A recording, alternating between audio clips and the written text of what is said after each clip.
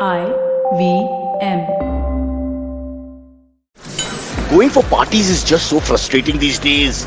I mean, your mom will make it a point to come and tell you how her friend's son has secured a house for her, and your wife will also find out that her sister's husband is taking her on a foreign holiday. While you're wondering why you're the only one who doesn't have a plan for the damn future. That's why I never sleep well during the festive time. Unless... www.hdfclife.com. Select. Done. You know what? I think I'll sleep rather well after all. Live calm. With HDFC Life, click to protect life. The Income Plus option offers life cover and steady income stream, so you're always ready for any expenses that life throws at you. Basically, this plan lets you plan your expenses like you plan your vacations. It's that simple. Visit hdfclife.com to know more and for terms and conditions.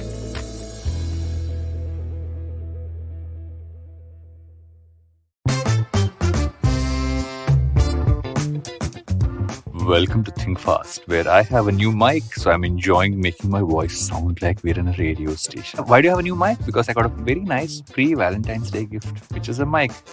Isn't that interesting? How has your week been, Suchita? That sounds absolutely fascinating. My pre-Valentine's Day gift was me asking my husband to go halvesies on a cabinet that I wanted. So there you go. Yeah. But dude, this week has been, I don't know, man, it's been a very irritating week for me as well. And Mercury must be in retrograde because everyone's tempers seem to be like flaring. I don't know if you saw, but John Foley, the now ex-CEO of Peloton, had quite of a disastrous week. I don't know if you saw this, but he had like I saw the presentation.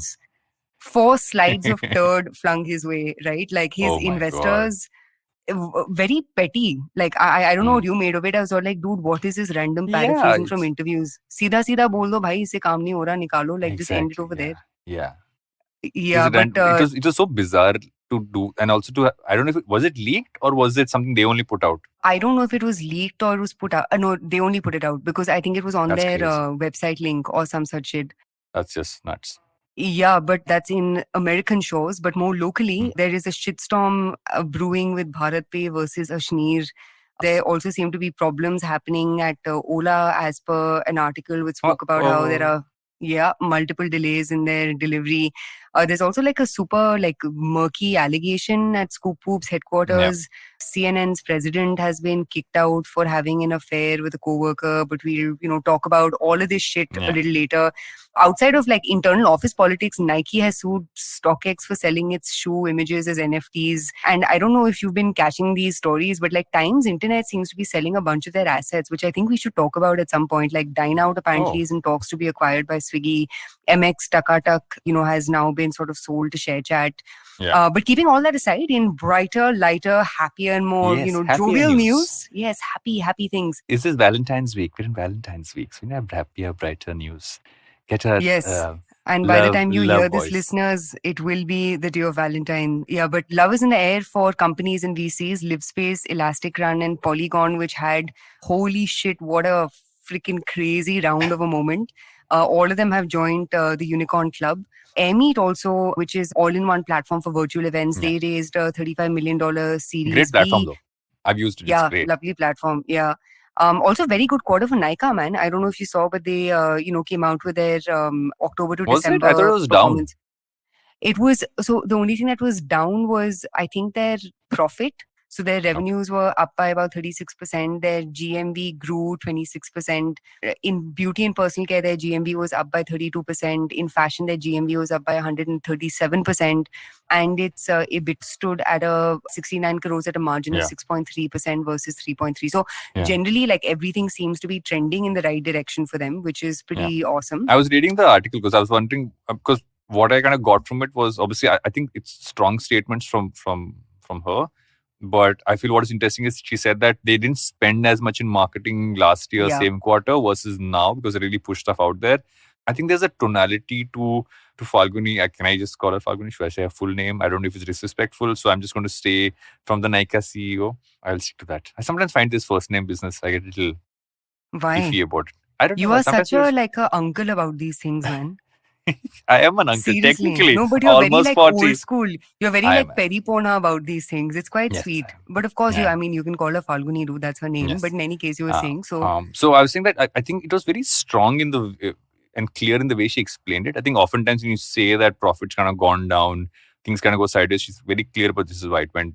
This is why we spent less last year, by spending more, and we will spend this much on marketing. We're going back to, I think, 2019 levels in terms of marketing spend is what she said.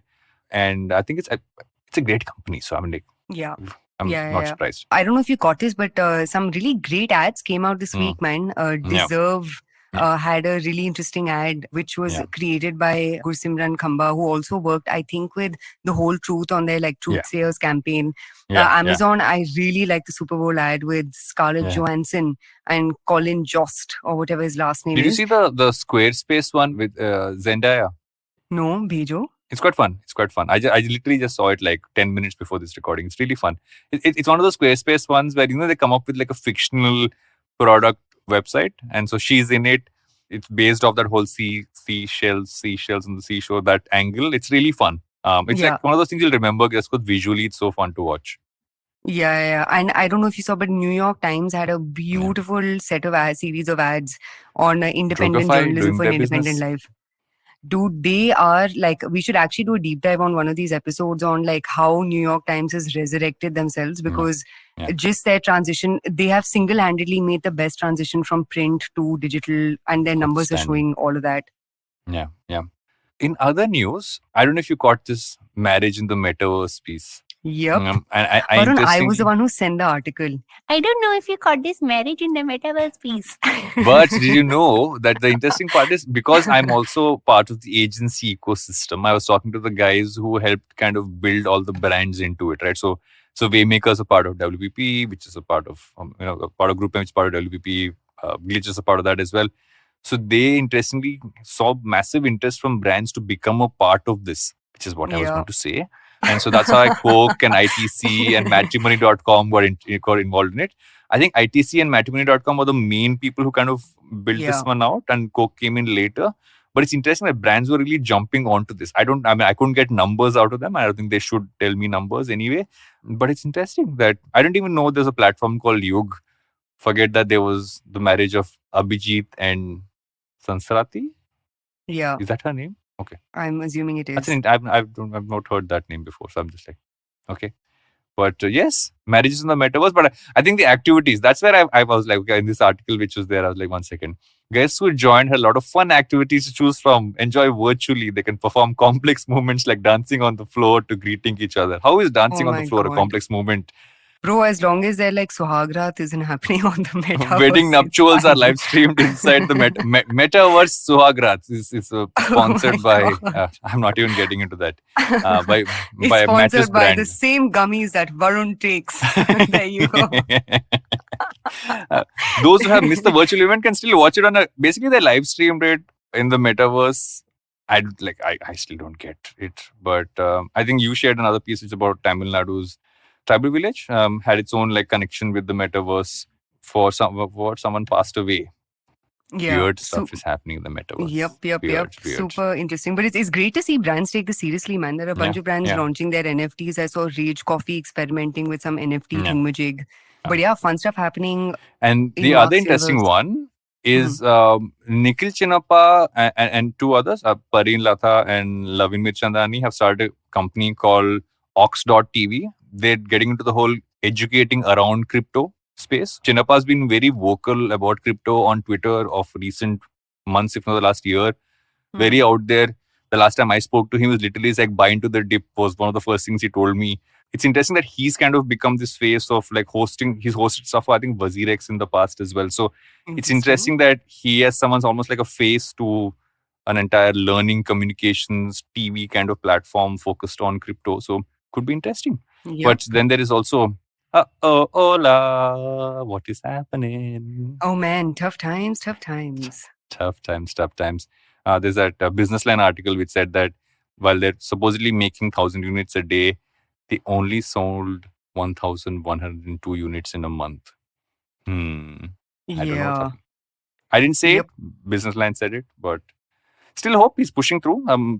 Hope EVs become more mainstream. So Yeah. I'd say go for it. But I don't know, why do people pick on Ola again? I still don't know why they pick on him so much. I still don't fully get that part. I mean, to be fair, he is very like brash and out there. And I Hmm. think it's just one of those There's things, right? most founders in this space, aren't they? Not really, dude. Most people are No? quite like staying away from, general confrontation. Like that guy who is the founder of Bounce, Vivek, I Okay. think that's his name. Most of Hmm. these guys are actually pretty low key. They don't, or even like the Euler guys or anyone else who's generally sort of tinkering around the EV space.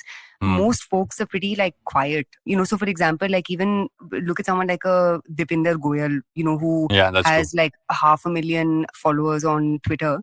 They've sort of like shed this bad boy image. I just don't think it works. Like that constant confrontation doesn't work. And I think his Fair Bernal point. tweet may not have helped his case much.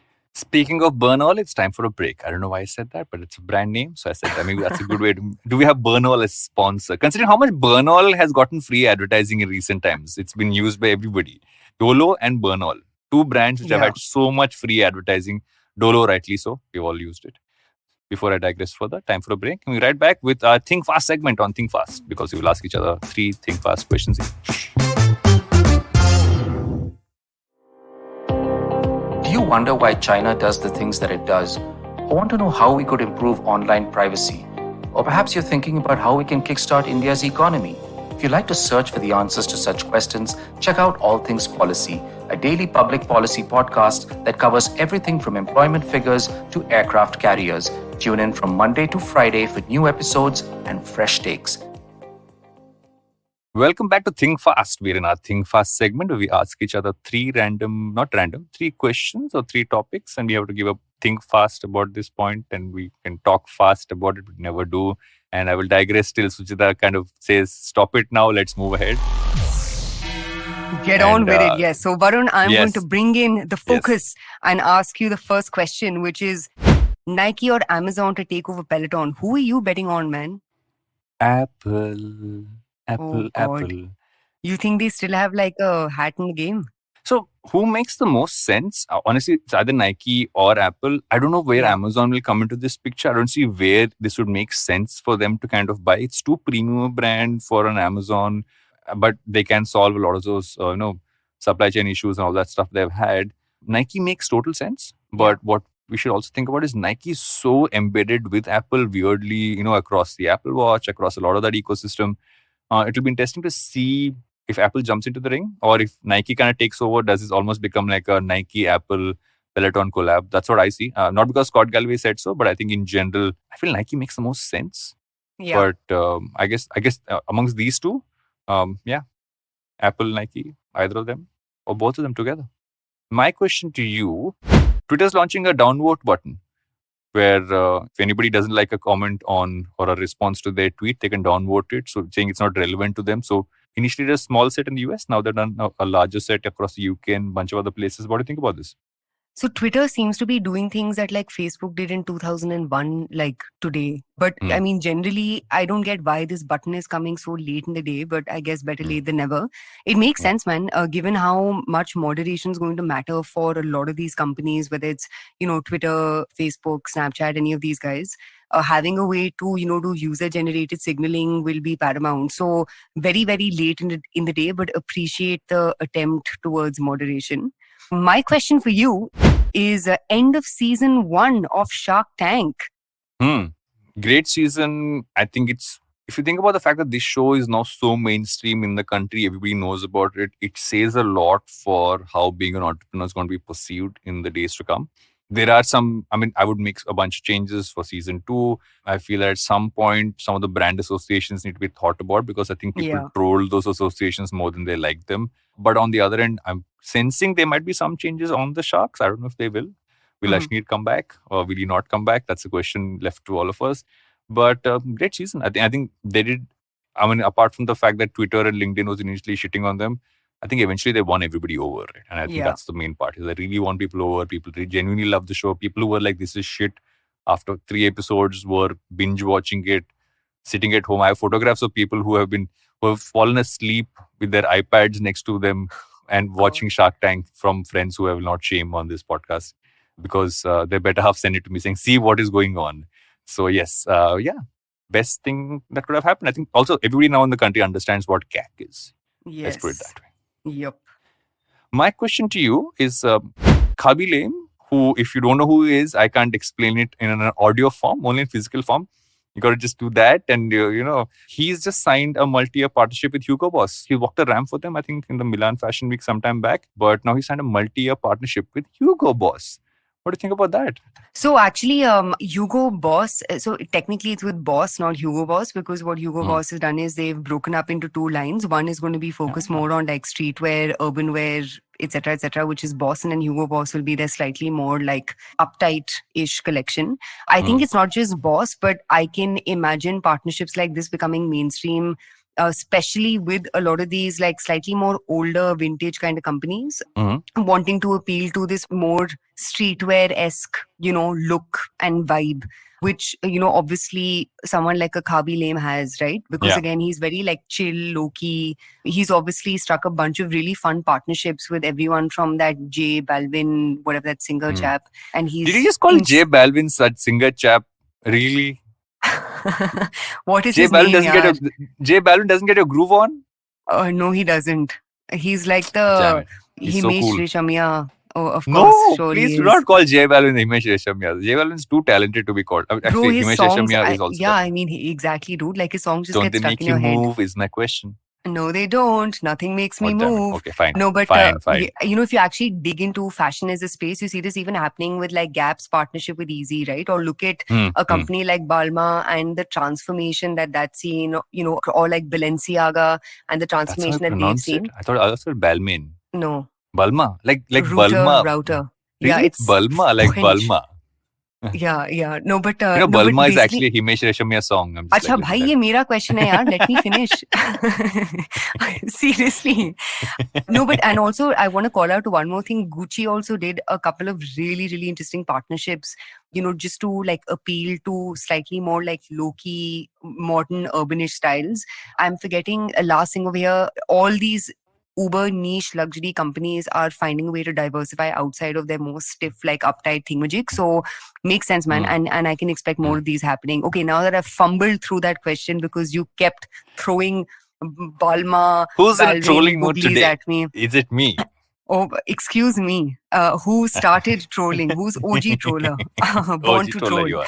In any You're case, the original Ashneer. I'm just like trying to be. Acha bhai, Anupam. let us proceed. Make life easier for our Okay, fine. Go editors. on. Okay, last question for you.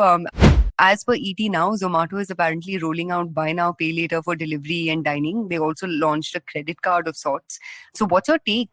Is every company basically going to be a fintech company at some level? And what's your take on this? I think in general, just controlling the wallet is becoming a thing, right? I think across the board, everybody wants to be able to control it. And the more you can bring the digital space into controlling the wallet, because if you have the tech backbone of a Zomato, of any of these other companies, it might not be that complicated for you to build in a wallet into this. Although the pay later piece is a little tricky, especially because they have to kind of pay this out to restaurants and partners. So I don't know how that's going to work. That would be my big question here as a restaurant or anybody else. But the credit card seems to be an interesting space. Obviously, credit's really getting into that side of things, and they've even now giving credit limits. Like I recently got a message from my credit app saying, I think get like a certain amount of money as a credit limit, which I can kind of use. So everyone's kind of getting into this space now of giving credit, which is both interesting, yet it's going to be complicated as what happens when someone defaults, what happens with all those pieces there. So it's they can build it easily, but do they have the necessary tools to be able to, like how financial companies have always had that framework to really control this, just like defaults and everything else? Can they do that is the big question. I actually had one small thing to add. They also launched Zomato Wings. I don't know if you saw that. Where I didn't see that. where they basically, I think at some level are giving like loans or like capital to cloud kitchens and restaurants or some such thing. Yeah, so they really seem to be, like venturing into this lending as a feature kind of space, but spot on. Sorry, you were saying. My last question for you is ShareChat buys MX Takatak. This space is getting interesting. What do you think? I get it, but I also kind of don't get it because doesn't ShareChat have Merge, which is like the same thing as MX Takatak? Yeah, which is the weird part, right? Yeah. Which is from my understanding as well. Like, I feel they'll consolidate this at some level. Yeah. And And but I can't think imagine there the are too many audience short being tracks. different either. Yeah, I think this is more about Times trying to sell it off, and these guys just said, let me just consolidate the product together, put teams together, or just have two apps like how Flipkart and Myntra exist together. Yeah. But too many apps, too many short video apps right now. I don't know how many of them actually have that much traffic anymore. But Takatak has done a bunch of stuff. Yeah, and I think the other thing is also like, how are they going to monetize, right? Because, for example, exactly. like a couple of these guys are experimenting with, commerce endeavors because advertising isn't scaling for them the way that it needs to. But I do think the more interesting story, which, we should keep an eye out for over here is what is Times Internet up to? Because in between Dine Out, they seem to be sort of like letting go of a few offloading of their assets, like juicier, internet assets. Yes. And that's it for our Think Fast segment, where I have randomly gone into tangents in between, but we have managed to finish it finally. And it's time for a break. And I'll hopefully come back with a saner mind today on Think Fast. A wise man once said, traveling, it makes you speechless, then turns you into a storyteller. Well, listen to such travel stories and experiences exploring India on the Musafir Stories with us, Saif and Faiza. Catch us on the IVM website, app, or wherever you get your podcasts from. Welcome back to Think Fast. It's time for... Wait, wasn't this double tap segment? Now you're calling clickbait segment. We will decide on the name. Guys, do you like the segment to be called double tap or clickbait? Please let us know. We've only asked you questions, but never given you a way to respond. So tweet to us, or I will leave an Instagram poll, which nobody will care about. But okay, let's start with this. What's your topic of today? What are you picking up and talking about? So I'm picking up a topic which, is obviously very close to my heart for Yes. obvious reasons, which will be spelled out just about now. So content to commerce and all that's in between, right? There's this really interesting Economic Times article on the Good Glam Group's crazy buying spree. They bought Scoopoo, Popexo, Baby Chakra, Miss Malini, to name a few. And of course, they made acquisitions in the creative management space as well. Not just them, even Mama Earth recently acquired Mompresso. And generally, like the pitch of, the Good Glam Group seems to be this whole, content to commerce thing, right? And I know we've spoken about it multiple times in the past where the real question to ask is how much is Good Glam Group actually even spending on any of these companies? What's the nature of the sale? Is it distress? Is it full cash out? Are investors getting a multiple? I think once those pieces become clearer, it becomes easier to understand, what the strategy is. Though the central point that I'd want to make, on this, and obviously we can add more color through, our experience in building up LBB. And, to note, LBB started out at more or less the same time as Popexo, Scoopoo, any of these other guys, right? I think the most interesting thing to note is content to commerce is like the best rebrand of content marketing. I, for the life of me, can't understand what the difference in between quote unquote content to commerce or content marketing is. Like the same way like crypto became Web3 or AR, VR became metaverse. This seems to literally just be like a cooler, funner way of saying content helps drive results. But in a nutshell, as a strategy, it seems fairly sound to me, and not just from a Good Glam Group's perspective, but even if you look at other examples, because essentially what does content do, right? It helps you grow your top of funnel fairly organically if you do it right. It leads to significant reduction in CAC again if you do it right, and repeat and return customers, and basically helping your customer become a consumer. And the difference in between the two is your consumer may not always buy from you, but why should you not exist in their mindshare and in their mind space through ways of engaging with them through layers of content, etc. So let me start by asking you, man. Glitch has obviously done some really interesting work in content creation. We spoke a little bit about both efforts in that direction. What do you make of, two things? One, content to commerce. Is it really any different from content marketing? And also, like, why don't you give examples of ways in which you've seen brands do this really, really well? So I think the primary thing is that brands over time have realized that they need to create content more than they have to create ads. And I feel that's really where one of the big change happened. Brands start thinking about doing more editorial. So it isn't just about what are now called, let's say, digital first or D2C brands really doing this really well, but you're seeing brands across the board really focusing on content creation to get a consumer in a lot more. And you're right, this is content marketing. It's just an extension of it in terms of how it's really evolving. But more than anything else, what I've seen is like, if you look at a company like Netflix, I think Netflix is a great example. Look at how content can really connect someone to a platform. Their clear line is that whatever content they create is to be a fan of content. So now you are going there to consume their content because you enjoy it, but there is a recall there. So you still connected to Netflix as a brand. but how much does that aid in you converting to purchase, especially in a physical product environment, is something which is iffy at some points. It's worked really well for instance, Unilever, where like for instance, we've worked on a lot of digital first products and brands being launched for Unilever. And we've seen great success when you really focus on a clear mixture of brand attributes of what people actually get from it in terms of value, but really like still sticking to the standard digital pieces of, really speaking about the product, its value chain, etc., all that stuff. So it's that curve, everyone's following it. But for companies like these, and I'm picking like a PopXO or a Baby Chakra here, I think it's also about saying how much, and I think this is the question that came in the article as well on this whole piece around MyGlam, which is that how much of that content is actually converting into sale. While they have a certain perspective on how much that's converted, and they're saying it's converted a lot, outside perspective seems to be that it hasn't converted as much. And that's the one part which I still haven't been able to gauge, is that, okay, I'm reading something editorially. Does that make me want to buy it? Yeah. Maybe it does, but I don't know how much of a percentage it has in terms of my choice making, right? I'll read an article, I find it interesting, I might buy it once, but I think it maybe retaining me might be tougher the next time if it's in an article.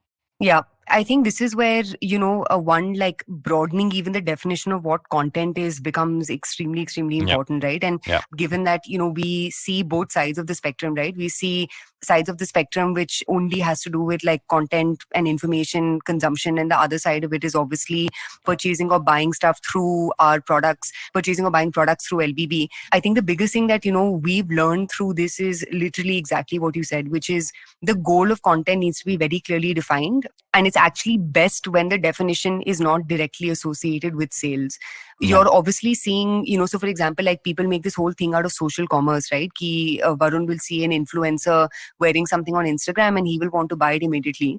Again, the research and studies have shown that that's not how it works. Customer intent is built over a period of time. Varun or Suchita choosing to buy a t-shirt that an influencer is wearing, it may seem like a quote unquote impulse decision in the minute, but the truth is that desire to buy a t-shirt has been, brimming in the back of your head, which has culminated to this, conversion once you've seen the product for the third or the fourth time.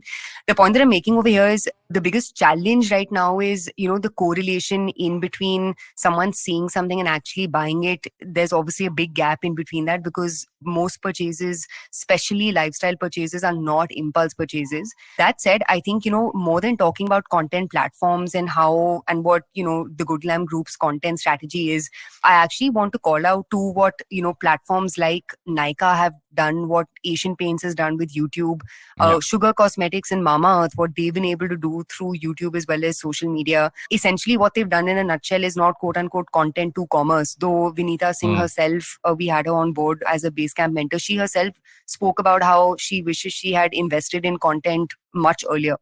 Right? Nykaa spoke, imagine in their filings, they spoke about what a big role and what a big moat content has played in them being able to educate the customer. And I think this is the difference, right? Like smarter people will categorically say that content plays the role of, creating longevity of this customer in my ecosystem. Content plays a role of educating customer. And that's why you see a lot of even SaaS and B2B companies invest heavily in SEO, because they know that by flooding SEO with searches, even if you see like a 0.5% conversion to leads, that could be a channel of customer acquisition over a period of time. But I think somewhere we need to sort of decouple the two. There needs to be a decoupling in between the role that content plays and a business metric, which is generation of sales. And if I could just call out to two OG, right? Forget all of these guys. The OGs of quote unquote content to commerce, or, content marketing is what it should genuinely be called, is Disney. And Disney, for example, is the OG of how do you take content and then create a flywheel around it, right? What have they done? They've literally leveraged great content for everything. Disneyland is like literally a physical embodiment of what, Disney has to offer. Disney Plus, which by the way has crushed it. They've hit, I think, 137 million subscribers, growing their subscribers fairly rampantly. Disney merchandise, their movie business is phenomenal. And the second example that I think everyone should learn from is Nike, right? Which is like the original gangster, greatest of all time brand that knows how to play content well. And if you look at Nike's case, their quote unquote content is actually the athletes who they secure as their endorsers or as their, ambassadors. So like for Nike, Michael Jordan is their content, Tiger Woods is their content, Serena Williams is their content. So I think, there's this like newfound obsession of like, oh my God, content commerce and, this, that, and the other. But I'd actually encourage folks to decouple the both of them, be very clear about what are the business metrics that I have, but treat it as separate to almost what your content metrics need to be, because engaging with users actually is equal to not like spamming them with your product 24/7. At least that's what my take is. I just have one thing to add to that. I think an interesting example, looking at how content creators have become a core part of this whole thing, right? Bionic, as in Nikunj Lotia, recently launched his line called Kra, and he was pushing it out through his social, through his YouTube, etc. First ad comes out. What does the first ad talk about? The guy who gets into an elevator, he's wearing a bomber jacket. Just before a girl gets in, he reverses it because it's a reversible jacket. It has a print side and a plain side. He wears the printier side to kind of be a little more flashy, to kind of make an impression. But if you look at it, they showed brand attribute. They showed how you can actually buy one jacket, it can become two for you. They just had him, like he was almost the character in it. It wasn't played about, oh, Nick has suddenly got a jacket. It became, no, this is how it can help you. So I think talking about attributes is so important that you shouldn't get like, it doesn't mean that you're just creating content and you forget about the brand at all. And I think that's the worry. Case in point here, I still don't understand the Dabu Ratnani content calendar. I don't understand it. I don't know why that was made. I know a lot of people who are on it, so I don't want to shit on it. But I also don't understand his photography, if that's what you call it. One is that, and guys, it's a freaking calendar. Like, I mean, that hasn't been cool since like 2001 Kingfisher, right? Or like, yeah. But in any case, also those videos saying, "Hi, I'm Dabu. I'm Dabu." Those videos are the best. I love those videos. I miss this one, but to that point as well, right? If I had to sort of call out to a newer content creator, look at Kim Kardashian and what she's been able to do with her multiple businesses. Yeah. She keeps the commerce as separate to her content, right? Like Skims will be a different handle, right? KKW Beauty will be a different handle, like same with Kylie Jenner. So for those of you who are listening in and are, caught up in all things content to commerce, this, that, and the other, my 2 cents would be really look at them as 2 different buckets, have very, very clear metrics on what is your business strategy, what is your content strategy. Yeah. Your content should aid your commerce. And that's what I'd call it, content aided commerce or contextual commerce, right? Versus assuming that just because a piece of content exists, customers will sit and buy, products that are being sold. Speaking of things that don't aid commerce, we're getting into a drama-filled segment, into this clickbaity part of the show. Too much drama. There's too much drama happening across all businesses. Mercury in is India. In retrograde. What is happening? Okay, let's start with the world's favorite shark to not like, Ashneer Grover. He very weirdly, if you look at it, he reminds everybody of, what's his name? Mr. Wonderful. And so Mr. Ashneer Grover is obviously going through this major tussle with his company, BharatPe. He's obviously hasn't been the CEO for a while, but I'm just running through some of the points from a couple of news articles. He's demanded a payout of 4,000 crores from investors to buy out his stake. He's trying to sell off about 9.5% stake in the company. It's a major legal battle. It obviously started with that whole Kotak audio leak where he was abusing a Kotak representative for not giving him allocation in the Nykaa IPO. Then stories of toxic work culture were anyway around for a while and mainly goes around. And this is what the Times article says, that he has a God complex. And that's led to a lot of people at a senior level quitting BharatPe over time because he kind of believed, that's how they put it across, and he really acts like he's the one who bringing in all the business. And then there were reports of financial irregularities. So just like for clarity, his wife is the CFO of the company as well, if I'm not correct CFO. there. She's a controller. There's a difference. She's a financial controller of sorts. Yeah. So the 2 things that have come out, which are allegations. Allegation 1 is basically they routed money through a fake HR consultant and is linked to her brother. Allegation 2 is some inflated transaction values and some fake vendors. So a lot of shady stuff happening at BharatPe. It's almost like, in my head, it's like because he went on Shark Tank, all this came out, but was this par for course before that? So you don't know. What do you think about this? I don't know, man. I think after a point, everything becomes such a mudslinging competition that it's very difficult to tell. He's trying to get rid of the CEO as well, but his co-founder is supporting the CEO. And it's just, I don't know, man, like the only person who loses over here are the employees of Bharat Pay, right? Like Hmm. no one Yeah. wins in this situation. And I think this is something that we all should generally just be a little careful about, because also you don't know who's feeding these stories to Exactly. media networks, right? You don't know what the source is, where it's come from. I'm not saying Ashni should be believed for his like very candid interview in Money Control, but you don't even know what that guy's agenda is, right? Like his demand for 4,000 crores was fucking hilarious, because he literally Yeah. came up with his company's valuation himself, saying Bharat Pay should be valued at 6 billion, even though the last valuation was like 4. Basically, like there's just a lot of like mud being flung around. Hot And I air. feel like it's one of those things where, like when there's two pigs fighting, you just stay away from that situation. And I think also, like, would they have jumped onto him this hard if he wasn't on Shark Tank? I think in some cases it's also about someone suddenly becomes a public personality and a lot of stuff comes out. So I think there's a learning there, is saying before you kind of decide to be a public personality, get on television and all these things, you need to think about what might kind of come out. I think that's a question a lot of people need to kind of ask themselves. Not that you should do any of these things anyway if you are doing them, but if you're making that choice, the chance of it coming out are far higher, right? Onto the most bizarre side of the spectrum, some very weird stuff happening at Scoop. Scoop very recently sold to our favorite company, MyGlam. We talk about them every week.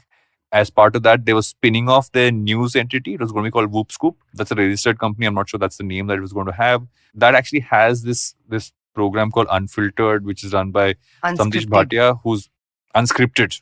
What is Unfiltered? Unfiltered is something else. No one knows, but it's Brain fade. unscripted. Unscripted. Brain fade moment just happened. So the creator and anchor, Samdish Bhatia, is someone who's obviously gone and created some fabulous content by really going everywhere from rallies to like interviewing, political personalities. Supposedly there was a conversation about how he could hold equity and become a strong part of this news entity because it was being spun off. Satvik Mishra, the CEO of Scoop, and he went out to have a drink to talk about it, and supposedly post that went to Satvik's house for a drink, and then comes sexual assault allegations from Samdish towards Satvik.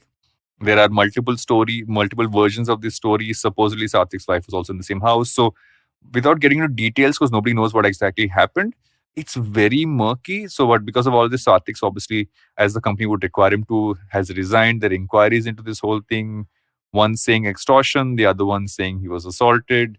Also interesting, this was filed around the time Samdish actually launched his YouTube channel to continue his show by himself. So I don't get how to even register this story and understand. Just basically, don't drink when you're having company negotiations is all I can say. Yeah, I think one is that, and another story that you're going to call out to is obviously the CNN president story, Yeah. right? I think what's interesting about all of these scenarios, because this is definitely not the first time it's happened, right? Within the ecosystem, you've seen folks like Binny Bansal being called out for stuff.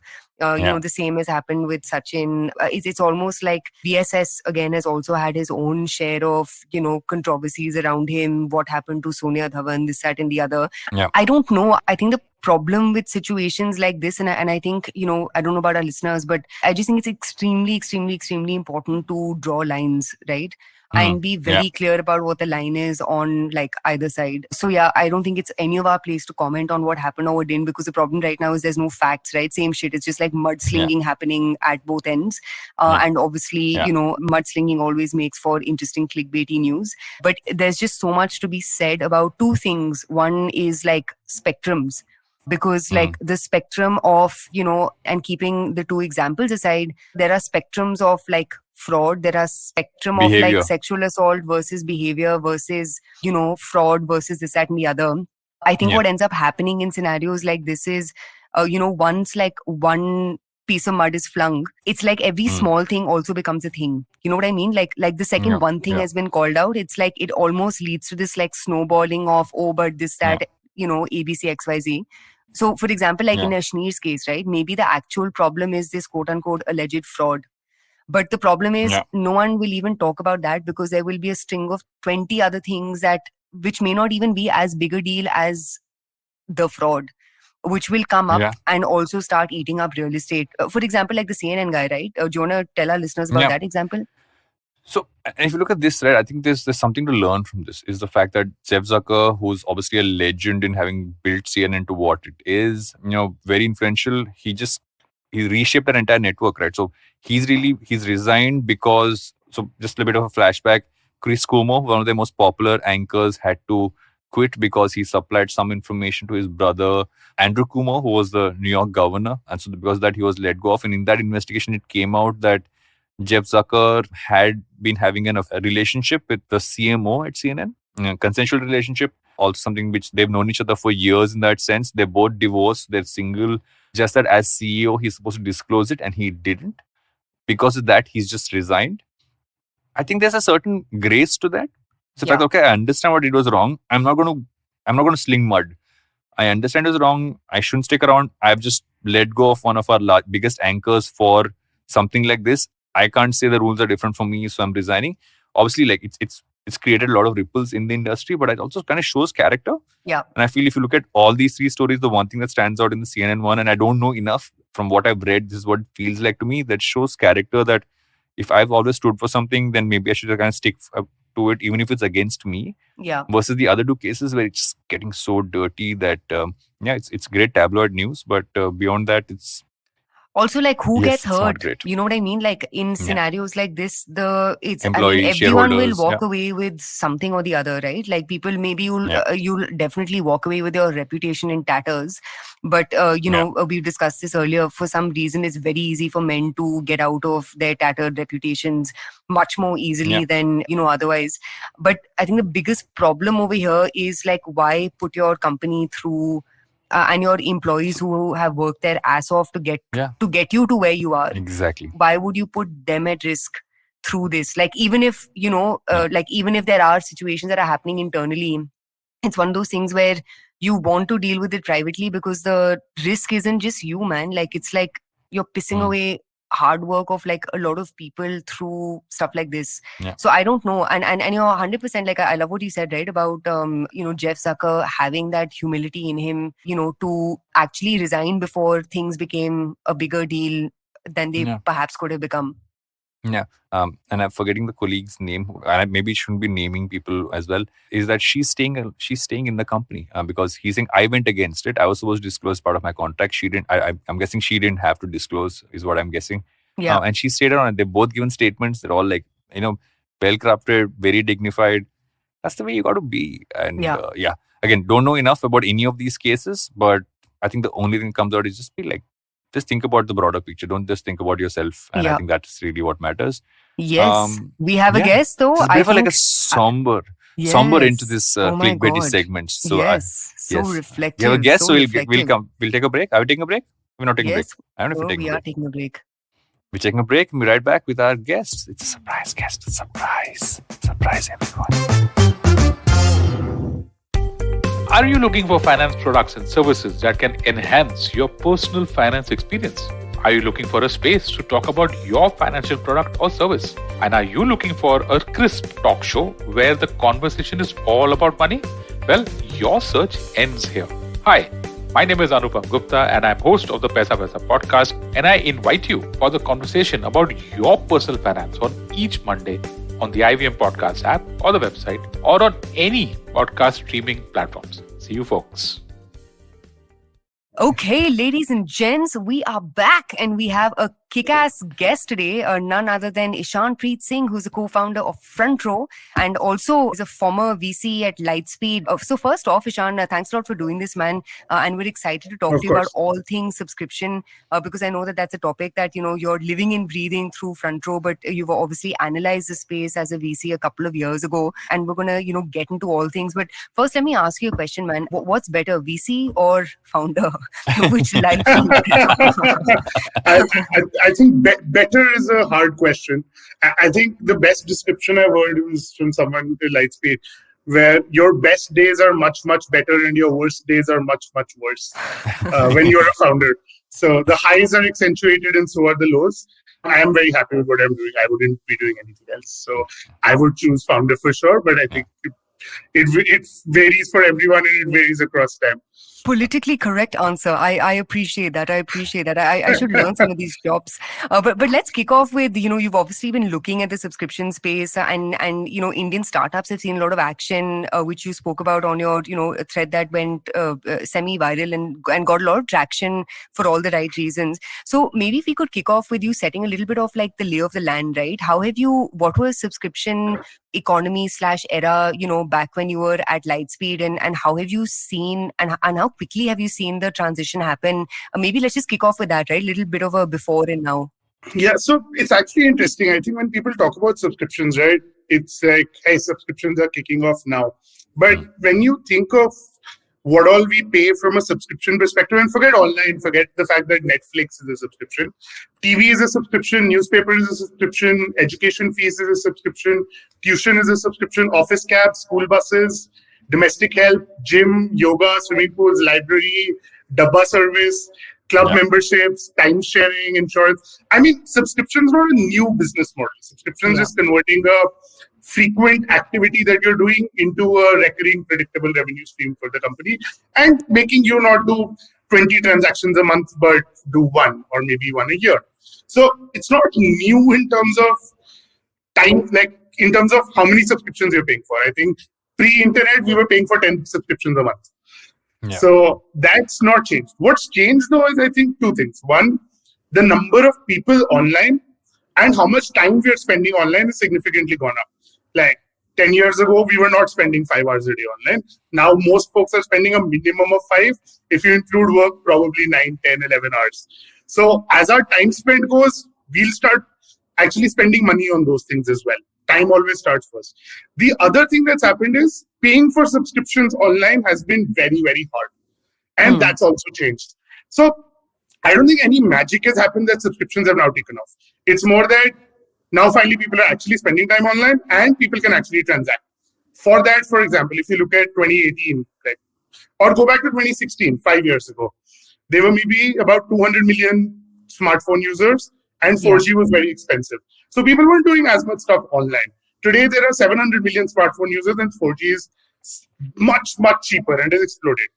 Similarly, if you look at UPI was at 150 million users overall.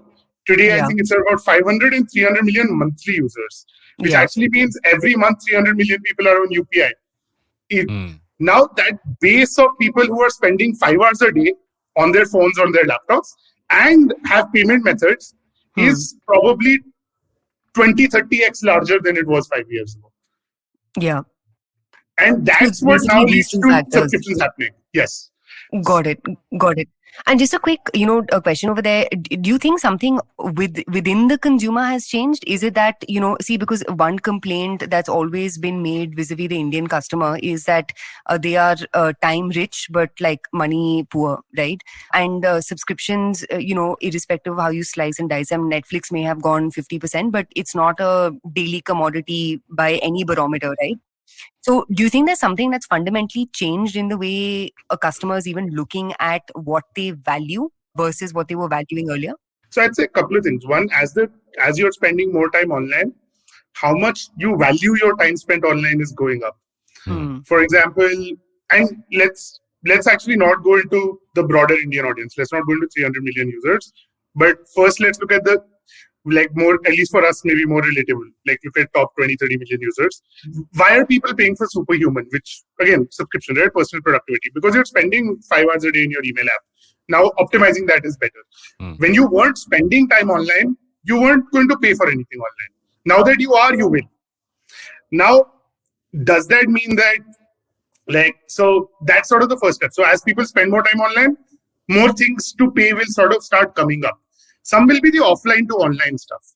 For example, the first things that have happened are the offline to online stuff. And I'd say the biggest thing is television and content, or rather is content as a bucket, which people paid for exclusively offline. And I think in 5-10 years, we'll be paying for exclusively online. And we're sort of maybe in the middle somewhere. Right. The second that's happening is probably education, where also sort of content, but a bit more than that, which again happened exclusively offline earlier. Today, I'd say it's maybe 5% online and will never be all online, but will probably be 30-40% online at some point. Yeah. Now, These are what I would call offline to online things that we were already paying for offline. Now we're paying online. The other type of stuff we're paying for online is subscriptions for offline stuff, which is what I'd call Rent-O-Mojo, for example. Right? You can rent stuff, or you can do a Or coffee like subscription. Zomato's, whatever card they had for dining. Yeah. Out. So that had actually, I'll come to that actually. I put that in a slightly different bucket. But this is what I would call you're renting stuff offline. You would pay for rent anyways. You'd even rent furniture offline. You'd rent office online. Now that's also sort of online, right? You'll do it on WeWork, or you'll rent an Airbnb for 3 months. Those are also moving more online. Then you come to what is new behaviors that did not exist earlier.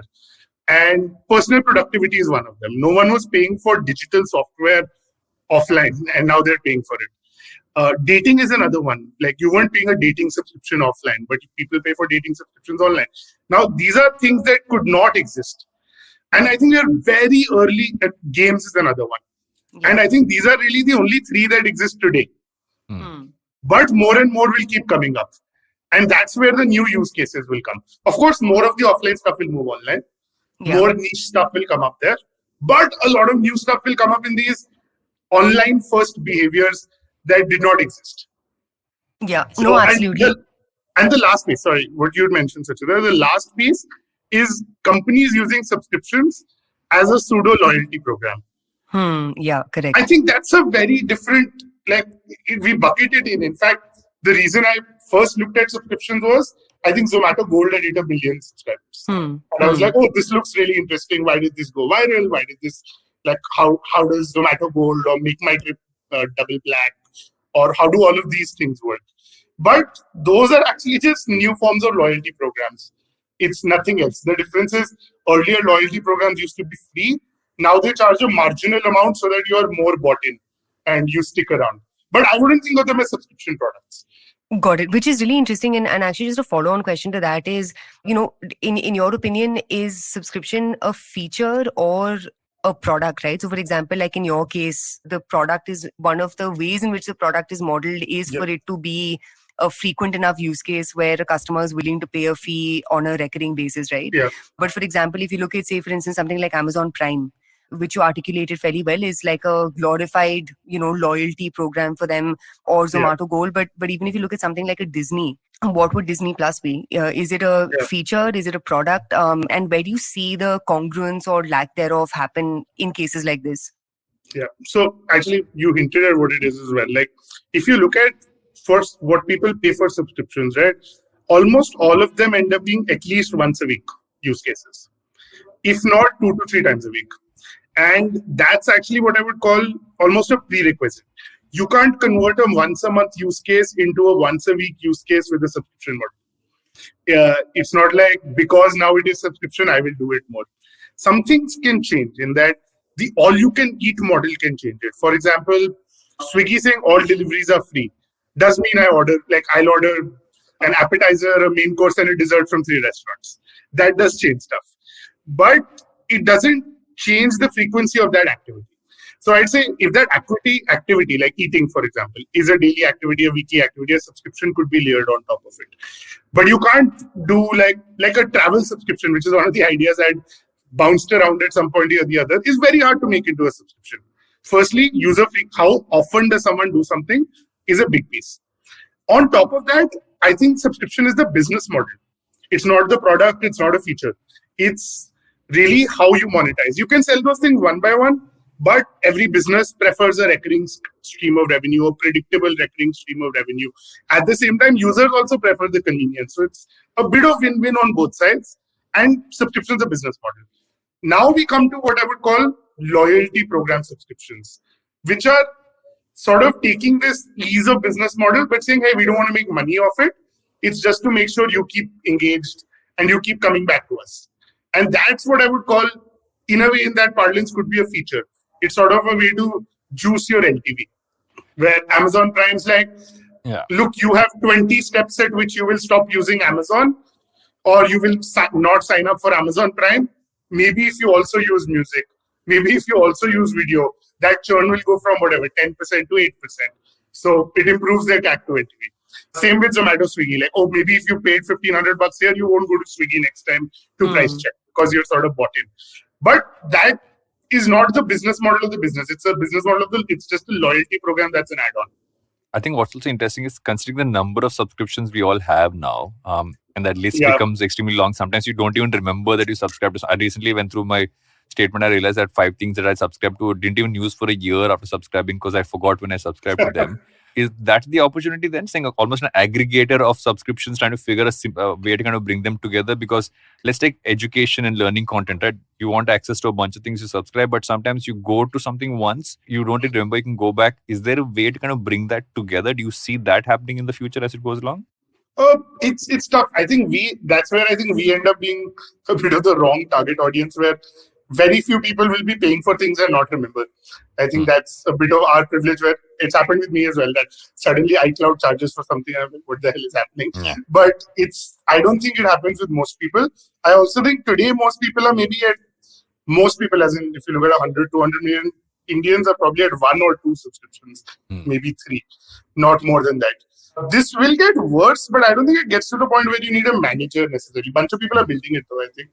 I don't like, my guess is this ends up being a good feature in one of the neobanks or one of the credit cards that like Fi or Slice or Uni will say that, hey, manage all your recurring subscriptions and do you want to cancel this? That makes sense. Almost like subscription to newsletters, subscribing, unsubscribing is a feature now on Gmail, right? You can unsubscribe just from Gmail itself. But the product will be, how do you build a recurring business? How do you enable businesses and creators to actually very easily accept recurring payments? So Substack is a business. Yeah. On the other end, just a follow-up on that as well is that what do you see as a problem in making people continue their subscription, right? Because honestly, one is kind of get them in, but I think the problem also is how do you kind of make sure people stay, how do you kind of keep a product there for renewal? Because oftentimes I think getting someone to try something is one, but then also making sure they're continually doing it and kind of make sure that revenue kind of scales up as well. What have you kind of seen as a trend in that aspect? What makes people kind of continue? So there it's actually interesting. I think you go back to the non-subscription metrics. And I mean, Suchita, you've probably seen this a bunch, where I'm sure for you, engagement, MAU, W12, M6, all of these are super relevant metrics for free users, right? And for us, for paid users, it's the same. The only difference is, I think, a good M6 for a social app or a content app is 20-30%. But for paid users, M6 20-30% is horrible. So the bar goes much higher because you would expect much lower churn because people have committed and they're actually higher intent. But once people have paid, what you're tracking is their engagement. How much time they're spending, what activities they're doing. In a way, what ROI are they getting out of the platform? I want to like double tap on something over there, right? You had alluded to like content platforms. Obviously, the more obvious, manifestations of subscription that you see as a user is OTT platforms. But if you look at the more newer age content platforms, whether it's, Substack, which you alluded to, or even those older companies like there's Twitter, there's Instagram, all of them have been, and let's just like loosely call it experimenting because no one's really shown, success at scale. But all of them are sort of, looking at, using creators as evangelists for subscription as a revenue stream for these platforms. I'd love to learn from you, what are the more interesting applications of the construct of subscribers and subscriptions that you've seen specifically in the realm of creator economy? Like if there's anything to that. So that's actually an interesting thing that's happened. Like if you look at the free platforms, right? I think, I don't recall the numbers, but I think like the top 1% of creators will make 70-80% of the revenue or Pareto, some insane number like that. And it's not, and it's actually crazier than Pareto. It's not 20-80, it's much worse. And if you look at like the long, even forget the long tail, even the middle class of creators, it's dead. Really hard to actually make a living. And it makes sense from a platform perspective, right? Because you want to optimize the person who's at 1 million and can go to 5 and go to 10 and become a celebrity and get people there. But the person who's at 100, at 1,000, you don't really care if he gets to 10,000 as much. So building that middle class of creators has not really worked out from the ad monetization model in previous, like at least in the last few years that's happened on these platforms. Now, when you go to subscriptions though, someone who has 10,000 followers and 1,000 of them pay $10, you're making $100K a year. It's a good living. But you could never, as 10,000 followers, have actually made that on an ad-supported platform. Because for an ad-supported platform, the CPM, sort of how much someone is making, the cost per view, is averaged out. It's not like like say let's say you have influence or you have followers who are very rich and can pay $10 per subscription, right? It's not like then YouTube will start giving you lots of ad money. It'll be better, but it won't be 50x better. On the other hand, if you can charge these folks and even charge a small percentage, you can start making money. So that middle class of creator can now monetize through subscriptions, but they could never when they were part of an ad platform. And why I also think platforms are pushing this is because if that middle class of creators does not exist, creating more creators is a very hard problem. And it's funny, you talk to folks at Meta or Instagram or YouTube, they are now hitting supply constraints on number of creators. And they need more people to become creators. And that's why a lot of their investment goes into creator programs. But the problem as a creator is it's not like becoming an engineer or like becoming an economist where from day one you can start earning 5, 10, 20 lakhs a year, right? Day one, nothing happens. 2-3 years later, maybe something will happen and you don't know. It's completely unpredictable. On the other hand, if this middle class of creator starts existing, it becomes a much more predictable career path to become a creator. Yeah. But do you see this creating the kind of impact? Because, this 1,000 super fans, right, is popularly read and recognized. I love the point that you made, how, subscriptions could possibly unlock a type of creator who otherwise went sort of like, dead on the internet at large. But basically a question for you, do you see this really becoming, a way of like livelihood for folks, or do you see this, similar to how subscriptions on YouTube may be one of your revenue streams, right? Basically, I'm thinking through things, hence a long question. But what's the short term and the long term impact that you see with respect to this in terms of one's predictability of your own livelihood, especially for something like creators, where it's genuinely very difficult to be a good creator as well. And I'm sure you've seen this at Front Row, right? It's very easy to be a good cricketer, but being a very good cricketer and then creating content at a cadence that helps you make money through subscriptions are two totally different ball games altogether. So I'd say today, as far as I know, I don't think we're there yet that this is enabling a lot of creators, in India at least. I think in the US, it started happening a bunch where people have left full-time jobs, become creators full-time and earned as much money or not, if not more, while being creators. I do think we'll get there in a few years. Right now, it's exactly what you said, where it's more juicing your income, that someone who's earning X adds subscriptions on YouTube and starts earning 1.5x or 2x. But eventually what will start happening is people will start building niche audiences and start monetizing that. And even a 10,000 people audience could be monetized well through subs. But today it's just starting. Like, I give you an example on Front Row as well. Like, we ran a few experiments in which we were running interest-specific learning communities, where now the first things that monetize are things that exist offline. So you go and pitch to someone, hey, pay us 1,000 rupees a month, teacher aake padhayega. It's very easy to pitch and people understand it and people take it. But say in comedy, right? The best way to learn is not listening to a teacher. The best way is to take part in open mics, jam with other comedians, practicing, being part of a community. And there when we say, hey, come pay 1,000 rupees, you'll be part of this community, it will be guided. It's much harder to sell today because it's a mindset shift that needs to happen. But it started happening. We've at a very small scale, we had a few hundred people pay for these kind of things, at least on Front Row. And so it's not scaling yet, but I think in a few years it will. As people start being more comfortable with digital only ROI that they can't think of an analog with, and as payments also become easier. To be honest, while subscriptions have risen and all, none of these in India, very few of these subscriptions are subscriptions as how you and I think of them.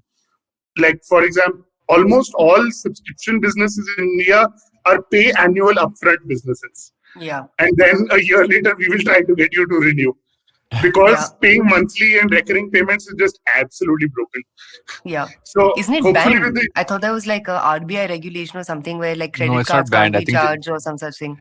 it's just so on credit cards it's just massively complicated.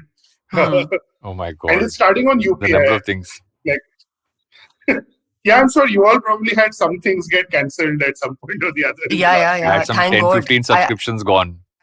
It No, which took I this. needed. I got 10 of them went away, which I needed. So I was like, running around trying to figure it It out. took this for me to finally get my New York Times subscription cancelled because they just refuse to cancel. They refuse to let you unsubscribe. So I was all like, "Chalo, bhai, main nahi kar pai, Modi ji ne kar liya." But Varun, you have a question. Yeah, you were talking earlier about how a lot of these platforms want to bring on more creators, but I think the problem is, and I was on a Twitter space yesterday, and Vinay Singhal was on it, right, on stage.in, and he said something very interesting. He said, he met someone who had like 1.4 million subscribers on YouTube, local language creator who didn't even know AdSense existed. Like he didn't know how to switch on monetization, but he had Wow. subscriptions, right? So, and he's like, and that guy said, I don't even know this is a thing, which I think is an interesting point that, do the platforms have to almost be different for, let's say, local language, going more mass in that sense versus, because can a YouTube adapt to all kinds? Maybe not. Do you think that's a way to look at it? Or do you see that, no, you can scale across all kinds of audiences, especially in categories where you're learning stuff, or do you kind of see it almost being segmented into separate kinds of platforms? I think it segments by use cases, not by audiences as much. It does by audience somewhat, but the audience ones have usually not lasted. For example, even YouTube, right? Especially as almost everyone's feed becomes algorithmic. So you are able to make stuff for different audiences, and it's not massively different. And YouTube, in fact, is an example, probably the most universally used app in India after WhatsApp, where if you open your YouTube, my YouTube, or a friend's YouTube, or someone from a smaller city, their YouTube, it'll just be drastically different. And it works well. But I think use case wise is important. For example, YouTube works for 10-minute videos, 20-minute videos, maybe 5+ minute videos. I don't know if YouTube Shorts will work. Like personally, I found it very jarring that I'm watching a 20-minute some explanation of something and then some random 30-second joke comes in between. That I think works on Instagram or on, like, for most of India, more maybe something like Moj or Takatak, where short form stays there. So I don't think or for example in education, right? While Unacademy is very big on YouTube and all educational products are actually reasonably big on YouTube, so are we. We get a few million views a month. I don't think we'll ever be a YouTube channel first. That will always be a acquisition strategy, and eventually, if you really want to learn, YouTube will always be suckier than the platforms where you learn yourself. You won't have notes, you won't have chats, you won't have homeworks, reminders, live classes, lots of things break. So in that way, I think it's use case to use case. So long form content is YouTube, short form content is Instagram, Moj, etc. And one of them will win eventually, I would guess. Then education is hardcore education is Byju's Unacademy. Yeah. I'd say non-academic education is front row. So that's how I think the time spent will get diversified. In terms of business models, it's too early to say. I don't know if, it seems like at least these subscription models will work. These guys are the ones who are at the forefront of figuring out how the subscription models will work, at least creator by creator. There are a bunch of startups trying to do paid communities separately, like Creator Stack, Kuhu, all of these guys, I think, where they're trying to say, hey, get creators on board, and then it's a bit like Patreon, but mobile first and building it there. I do think that could work. Turnip is another one for gaming, which does that. So these guys are doing it, I think, again, but the use cases are different. Like they're doing it either for learning-oriented creators or fitness-oriented creators or gaming-oriented creators, where people come there for a different reason. And last question, from me to you, which is, if today is day one of all things subscription, either, as a customer retention strategy or a business model or, loyalty and those, awesome buckets with which you describe subscription, what does day 100 look like? So, outside of like edtech or, a leisurely edtech and content, which have been the more obvious manifestations, what are the really interesting use cases that, you put money on if you're back at Lightspeed? So actually, I actually put it slightly differently as versus what I'd invest on versus a VC, because I actually think what will happen. Three things, like I actually told. So four things that will happen. One, as I mentioned, like creators will start monetizing through subscriptions, especially that middle class of creators where maybe they don't want to be 10 million subscribers, or maybe their audience isn't 10 million. Like it's just a smaller, more niche audience that's willing to pay. I think the other will be more pure digital experiences that are not content. Today, the pure digital experiences that monetize are content, and then beyond that, gaming and dating. But more and more will happen. Communities is clearly one of those. I think today people still, when someone says, "Hey, will you subscribe for a community? Will you pay for a community?" They're like, I don't know. What is a community? It's free, no? But that will change. Like if, for example, someone pays for On Deck, right? For an On Deck fellowship, they're not paying for the course as much as they're paying for the network and the community. I think that will happen more and more. So community monetization will become a thing. And the last, I think, is that as building a subscription business becomes easier, I think lots of niche subscriptions come up. Right now, like especially for a small business, right? And these aren't going to be VC-backed businesses. But for a small business, predictable revenue streams are very strong and a very great way to build a business. For example, food delivery, like get sushi every week. Or like Food Darzi is a startup, I think, that's trying to do healthy food every week, right? Or coffee subscriptions, right? Like while I go and order Blue Tokai or Sleepy Owl, I am totally fine if they just send it to me every month because I know how much is getting used. Wine clubs, which actually are popular in the US and in India are probably illegal. But I can imagine stuff, maybe cocktail clubs like that. There actually used to be one which stopped working. I think it was before its time. I think Wine Society of India. It had a name like that. And it actually sent across 10 bottles a month. Like Wink. I don't know what it's called, but I think I subscribed once. And then didn't again. Yeah. So stuff like that. Like I would, and again, these are niche businesses that maybe as a pure e-commerce SKU are harder to build. But like if you like cocktails, will you pay for the ingredients of a nice cocktail to be delivered every Friday night, and you pay $1,000 a month? So basically, like almost like the collectibles version. Yeah. Or sort of like niche, making niche commerce possible, sort of. Yeah. Right? And then I think and Stitch Fix like stuff, for example, right? Where again, it's still unclear. And Stitch Fix, I think, obviously massively successful company, but now they're actually going from a subscription to also doing SKUs and Amazon like stuff. But at a niche level, I can imagine why that exists, where some people don't want to think. Now, this is where I don't know if these will be VC-backed businesses though, because often what happens is these cater to a niche that is maybe 5%, 10%. And once you start tapping out that market as a VC-backed business, you're like, hey, but I don't want to only stick to the 5% cocktail ones. I want to fight against Amazon, who is delivering everything. And then you expand. So maybe subscription doesn't always fit. Unless it's the kind of model in which lots of people are doing it. So anyways, I think a lot of these niche subscriptions will come up. So if I had to think of a VC-backed business, I'd probably be one that enables these very easily. Yeah, no, I think this has been awesome. I must say Chakna subscription is the business to tap into. I would absolutely prefer that. Like, I am tired of like figuring out on like peanuts. What do I eat at 4 p.m.? No, but this has been awesome, man. Ishaan. 4 a.m. rather, not 4 p.m. Yeah, 4 a.m. I think Suchita's living a healthier life than we are. I stick to my timelines. No, but this has been awesome, man, Ishaan. Thank you so much. And I think the way you've like broken things down and articulated it has just been fascinating to hear. And I love the last point you made, right? Where like the application of subscription doesn't always need to be scale. Like I love that example of small businesses and how they can really look at, evolving their predictability in revenue, which most small businesses don't even think about, through unlockers like this. But this has been awesome. Thank you so much for doing this. Ladies and gents, that was Ishaan Preet Singh, and you can follow him on @IshaanPreet on Twitter. Is that correct, Ishaan? I have no idea. I have it open in front of me, but yeah. yes. It is so @Ishaan Preet on Twitter, and do check out Front Row, guys. It's absolutely awesome. It's like I'm obsessed with masterclass, by the way. And the second I opened Front Row, I was like, yes, now we're talking. No, but absolutely love what you're building at Front Row, and keep us posted on all your learnings across subscription and everything else. No, definitely. This was great. Thanks. Yeah, this was a lot of fun.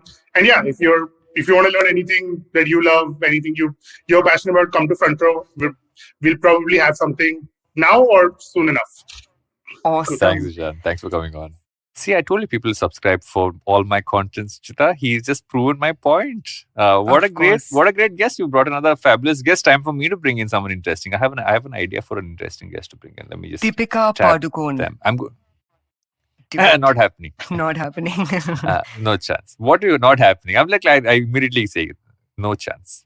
You want Himesh Resham? Yeah, I can try and get Himesh Resham. No, it's okay. You'll get your little bobblehead doll and that'll be the guest. No, but man, like Ishan, if you actually tuned in to hear your recording, that was pretty phenomenal. Like just the way he broke everything down into buckets. Like one, also for someone like me, right? Or even, like you for that matter, just understanding applications of subscription. I love his point about how like don't confuse subscription with loyalty programs. What an articulate speaker. I love people like this. So much clarity, and also he looks at it like I like the fact that he's got a clear lens on this. It's not like, because often when you're building a business you get so sucked into that point, but he's got like broader perspective, which I think is fabulous to have.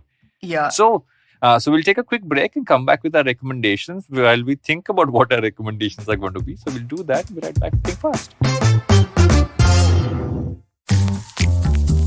You're the people pleaser, right? Oh, yes. Or then desperately seeking the one? Or wait, you're the one who doesn't think they're ever good enough. Oh. So much drama. And for what? Is it doing you any good? Listen to me. I'm Chetna, your favorite positive action coach. Yes, I'm the one who has been dropping all those truth bombs on every episode. Oh, no. And it's time you learn to say no to drama. That's also what my podcast is called. And a new episode is out every Monday and Wednesday on the IVM Podcasts App, website, as well as all major podcasting platforms. Welcome back to Think Fast, where what are your recommendations for the week, Suchita? Oh man, I have 2 recommendations. Number 1 is you don't have to plug your book because I'm plugging it for you guys. Varun's book is out. Everything is out of syllabus. I finally got my copy. It's not signed, but that's cool. It's something that we'll fix over time. I shall come to Delhi and sign. Congratulations, man. This is like no mean feat. I mean, it's you and Chetan Bhagat. That's it. And Ankur Warikoo. Yes. No, but this is pretty awesome, man. Congratulations, bro. Very proud of you. And I'm excited to go through this over the weekend. So that's recommendation number 1. And guys, Varun did not pay me to say this, just to clarify. This has come from the goodness of my heart. The second recommendation that I have, by the way, is this fabulous online platform content publisher thingamajig called AirMail, AIR Mail, MAIL. It's actually run by Graydon Carter, who is the former editor of Vanity Fair, which is one of my favorite magazines of all time. And AirMail's been around for a while. I've been like listening to their podcast, reading their content for the past year and a half. And for those of you who are like culture vultures and you genuinely enjoy being up to date with all sorts of like interesting stories, it's very like Vanity Fair for those of you who get the reference. But I absolutely love AirMail and I love their podcast called Morning Meeting. So those are the 2 recommendations from me. What about you, brother? What about you? My recommendations are actually, it's an interestingly random one from me. Well, actually, it's not random. I haven't done this in a while. So I normally don't talk about any shows that I watch. There's a certain categories of shows I always watch, which is Marvel, DC, Star Wars especially. Watch Book of Boba Fett. People initially were like kind of saying, okay, it doesn't seem that great, but man, does it pick up. And some of the people who come into the show are just amazing. So yes, watch Book of Boba Fett. And I'm just saying, surprises, lots of surprises, lots of people coming in. If you're a Star Wars fan, you're going to be like, what just happened? I am not a Star Wars fan, so I'm not going to take you up on that, but I'm sure our listeners who are cooler than I am will. And with that, it's a wrap. We go. Yes. Toodles, Yes, toodles. it's a wrap. Yes. Toodles. Okay, bye guys. See you next week. Before I go see Tigers, I'm going to go see Tiger. Okay, thank you for With my reminding me yet again that you are taking a holiday and I am not. But bye, friends. Have a good week and happy Valentine's Day. Yes. Spread some love. Loves. Like the love gurus. Okay, Varun, you got to go. Bye. Podcast. You're done. You're finished. Okay, bye. It's over. Okay, bye. Hey everybody, it's been another great week on the IVM Podcast Network. On Storytellers and Storytellers, Vineet talks to acclaimed filmmaker Nikhil Advani about his latest web series, Rocket Boys. On Paisa Vaisa, Anupam talks to Nitin Gupta, founder and CEO at Uni, about their new Pay 1/3 card. On Raw and Organics, Sweta Subaya, founder of Sweat, bursts some pretty pervasive myths around fitness for women with Kunal. The Simplified hosts deconstruct all there is to artificial intelligence with AI practitioners Karthik and Shivam. And on All Things Policy, the Takshashila folk discuss evolving notions of warfare with the advent of digital technologies. Do follow us on social media. We're IVM Podcasts on Twitter, Facebook, Instagram, and LinkedIn. And remember, if you're enjoying this show or any of our others for that matter, please do tell a friend. Don't forget to rate us on any other platforms that you're listening to us, whether it's a rating, whether it's a review, it all helps. And do remember to check us out on YouTube. We have a number of channels. They're available on ivmpodcast.com/YouTube. And finally, I would like to thank our sponsors this week, Bank of Baroda, CoinSwitch, Kuber, and HDFC Life Insurance. Thank you so much for making this possible. Do you like true crime stories? Do you like to learn about the people behind some horrible, awful crimes? More specifically, women that may have committed these crimes. Actually, Indian criminals that are women?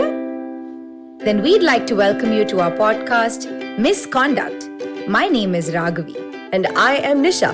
We cover themes like murder, dacoity, drug trafficking, financial fraud, kidnapping, and many more. You can catch us every Wednesday on the IVM Podcast Network or wherever you get your podcast.